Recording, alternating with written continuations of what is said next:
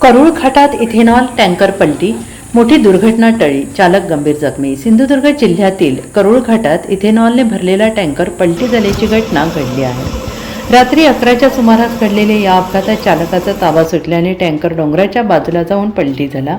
या अपघातात टँकरच्या केबिनमध्ये चालक अडकला होता. गगनबावडा आणि वैभववाडी पोलिसांनी शर्थीचे प्रयत्न करत क्रेनच्या सहाय्याने चालकाला बाहेर काढले. या अपघातात चालकाच्या हाताला आणि पायाला गंभीर दुखापत झाली असून त्याच्यावर ग्रामीण रुग्णालयात उपचार सुरू आहेत. बारणा येथून गोव्याकडे जात असताना हा अपघात घडला असून टँकरच्या समोरील भागाचा मोठा चक्काचूर झाला आहे. सुदैवाने मोठी दुर्घटना टळली असून या प्रकरणाची नोंद पोलीस ठाण्यात करण्यात आलेली नव्हती.